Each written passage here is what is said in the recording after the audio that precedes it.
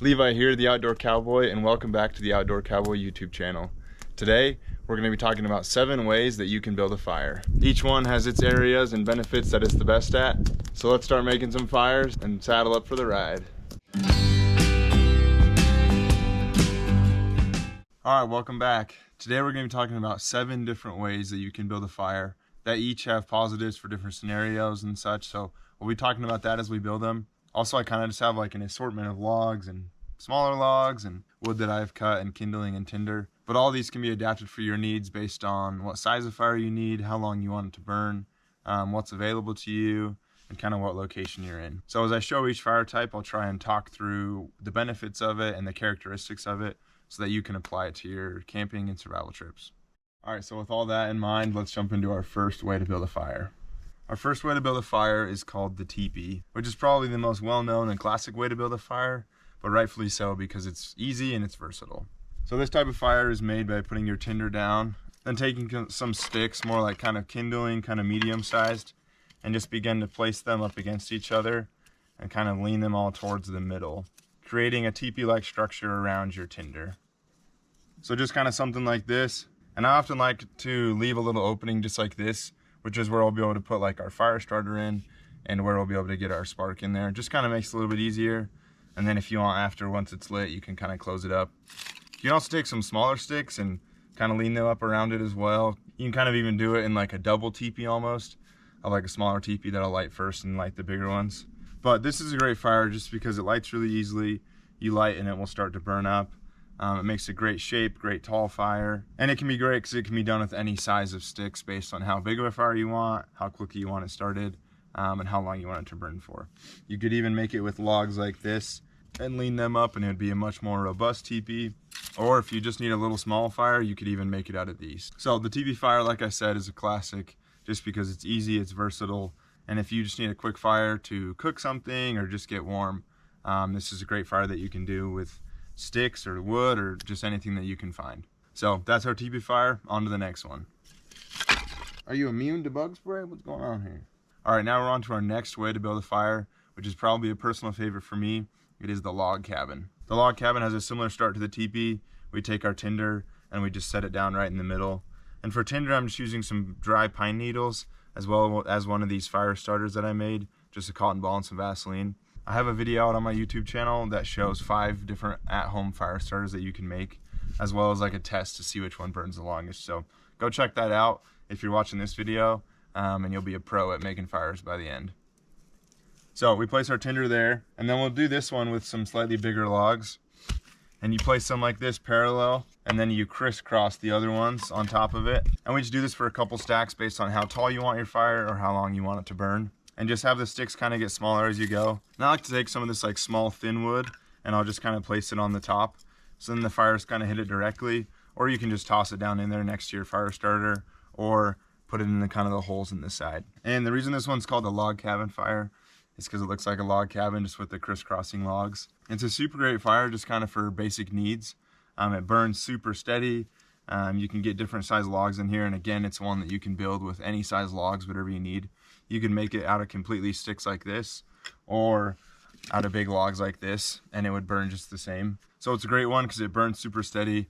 I found it's a great one for cooking things or warming things up. It just has a very good even flame, and I feel like it makes some really good coals. And then again with this fire, it's also super great that it kind of has these little gaps underneath. You can either get your spark, your lighter in the top or in the side, whatever way you're lighting your fire. And then as well, it's great for giving your fire airflow because you can blow in here in the bottoms and it will feed the flames and push them up to light the rest of the log cabin. So like I said, this is one of my personal favorites just because it's steady, it's easy, it's very versatile, it can be made with lots of different things. This is pretty much the way that my dad taught me when I was young growing up, and I've pretty much done it this way ever since, and it's never done me wrong. So that's our log cabin fire. Let's move on to the next one. Okay, our next way to build a fire is the lean-to fire. This one is called the lean-to fire because it looks like a lean-to, which is its biggest strength. This fire is great in wind and rain because you use a log to kind of block the fire from the elements. So it's basically like a fire with a roof over its head. So let's get into building it. First, with the lean-to fire, you're gonna wanna get a log, which again, is any size you want. I find that a log about this size usually works pretty good. because if you get too big of a log, then it might burn too long or it won't burn at all. But if you get too small of a log, then it won't really block anything. And the log placement is key with this one. So I have the log placed over here just so you guys can see it. But in this example, the wind would be coming towards me. So hitting the log first, and then we'll build our fire behind the log so that it's shielded from the wind.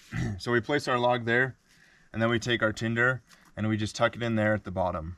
Then from here we take kindling size sticks or just medium sized sticks or logs or branches, and you just lean it up against the log like so. Again, it doesn't have to be perfect, but this is kind of how it's supposed to look, and you can adapt to your scenario. But basically, the logs and the wood act as a shield from the wind and can block some of the rain.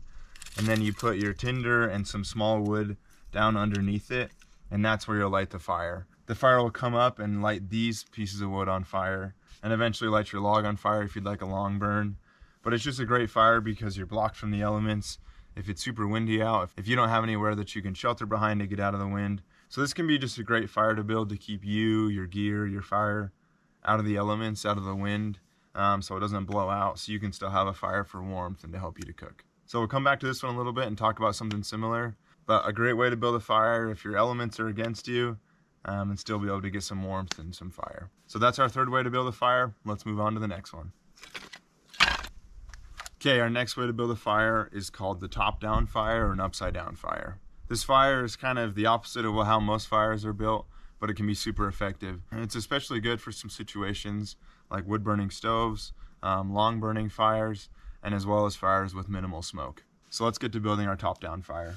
The first step is you're going to take your biggest wood and you're going to place it at the bottom, just next to each other, kind of like so. Then you take a little bit smaller wood and you kind of just stack it on top just like this. All these facing the same direction, so it's not a super deep fire, which can be really good. Then once all your logs are on, you'll kind of start to place some of your smaller pieces of wood and smaller branches. And then you'll do your small kindling and finally your tinder right on top. So the reason that I said this is unlike most fires, because most fires, your fire starter and your tinder is on the bottom and it kind of burns up. But this one's kind of the opposite. This one definitely needs a good light and good tinder to make sure that it starts to burn. But it can be great because you have no collapsing logs or anything, so you won't have a lot of ashes or smoke in the air. And it's just a very clean, long burn. So this can be very effective in certain situations, and it can be great for an easy, low maintenance fire. So that's our fourth way to build a fire. Let's move on to our fifth way. All right, and on to our next way to build a fire. This one is called the star fire. This star fire is super cool, and it's actually a way that's been used by a lot of Native Americans as well. So it's a great way, and it has a lot of really cool history from some survival experts. So let's jump into building it. So for the star fire, you're gonna want a bunch of just kind of medium to large size logs, and probably 5 to 8 of them, depending on how many you want. And what you'll do is arrange them in a star pattern like this. Kind of crazy, called a star fire. And then what you're gonna do is just take your small kindling and your tinder as well, and you're gonna place that in the middle with some smaller sticks and fuel. And the way that this fire works is that you'll light a fire in the middle and it will begin to burn the logs, and all you do is you just push the logs in more as the fire begins to burn. So this one is super awesome because it's super low maintenance and it's really good at conserving your firewood. If you don't have a lot of firewood to burn, this is a great way to do it, to have a very slow burn but still create a lot of heat. But also it's really low maintenance and it can burn for a super long time depending on the size and length of your logs. So I think this is a really cool way to build a fire, especially if you're sleeping in the cold and you want to have a fire, because you don't have to collect a ton of wood and it will burn for a really long time. You won't be up in the night trying to chop wood in the dark. You'll be able to keep your fire going with pretty low maintenance. So that's how you build a star fire. Let's move on to our next way to build a fire.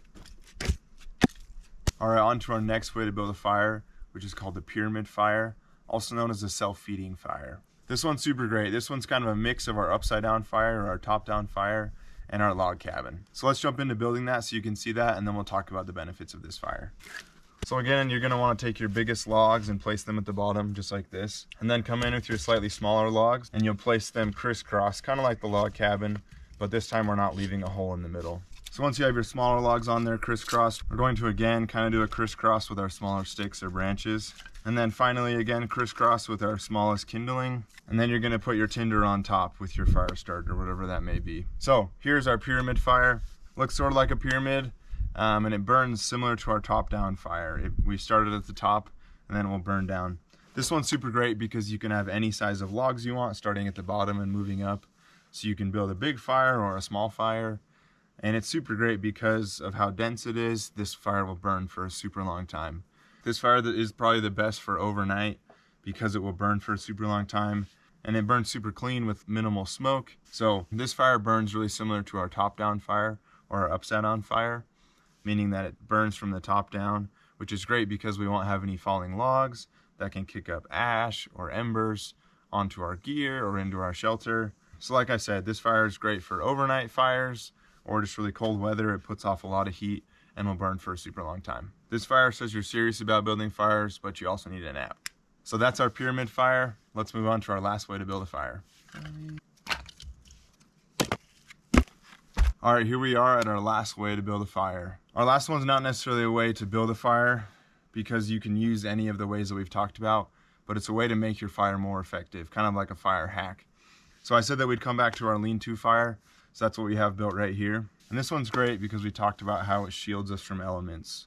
Whether it's wind or it's rain coming from that direction, it keeps pushing the heat this way. So our last way is called a reflector fire. Basically using your fire and your surroundings as a reflector for heat.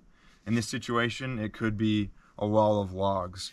Maybe it's something that you build, or it could just be the outside of your shelter if you built a fire inside.